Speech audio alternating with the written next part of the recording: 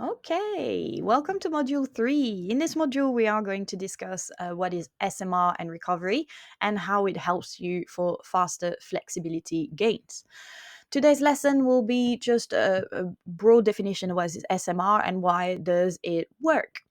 So obviously we've learned what strength is essential for flexibility, how to apply progressive overload, and which muscles need to be strong and mobile for your splits. Now we're going to have a look at a tool that will help release your tight muscles and improve your flexibility, but also speed up recovery. Self-Myofascial release. So if you've ever felt that you feel always tight even when you stretch and that you lose flexibility quickly and that your hamstring and hip flexors or low back always feel stiff, then SMR is your solution. So we're going to learn about what fascia is, how it affects your flexibility, how SMR works, and the difference between SMR and passive stretching and when to use each.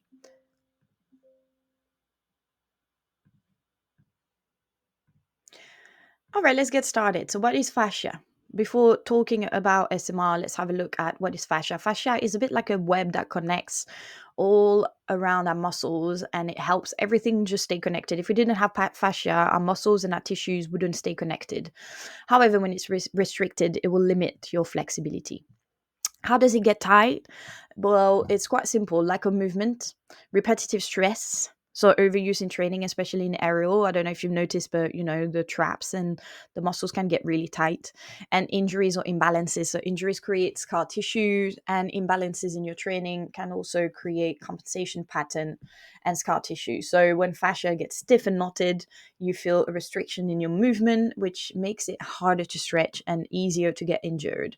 This is where SMR should be part of your rehab because it helps your muscles relax.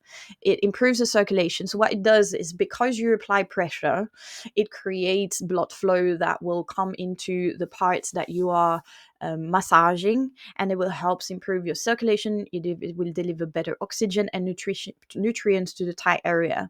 So it doesn't loosen up it doesn't break the tissue, but it helps reset your tissue, and it sends a signal to a nervous system to reduce your nervous response. Yeah, so instead of muscle guarding, it will start learning to relax a bit more.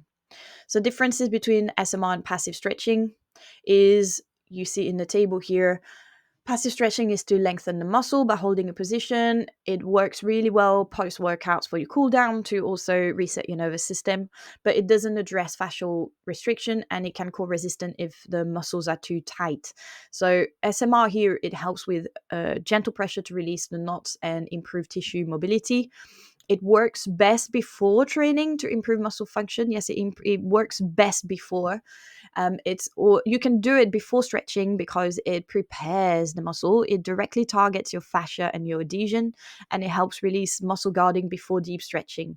So SMR before stretching improves your range of motion and reduce your tension, so you'll be less likely to tense up. So how SMR affect the nervous system? Obviously, it plays a huge role because your tight muscle is a protective response, and SMR helps override this response. So this is why it's good to do it before stretching because it creates a better nervous response. So what did we learn in that lesson? Again, what is fascia? We learned how SMR helps release the tension and how SMR before stretching can improve your range of motion and override the nervous system protective response. So your learning activity today is testing your mobility before or after using SMR. So you try a forward fold stretch, take a note of how far you can go, take a photo or have a look at how you feel, and then you can use a foam roller lacrosse ball on your hamstring, and you can on the hip flexor, more on the quads, I'd say, and use for 60 seconds, breathing deeply, applying pressure to the tight areas, and then retest your stretch. You should feel definitely a little bit looser, even if it's just by a little bit. So have a look at the range that you've gained. In the next lesson, we are going to look at the best SMR technique for your scissor split. So the best tools, which areas to target for better splits, and when to use SMR before training after workout on recovery days. So I will see you in the next lesson.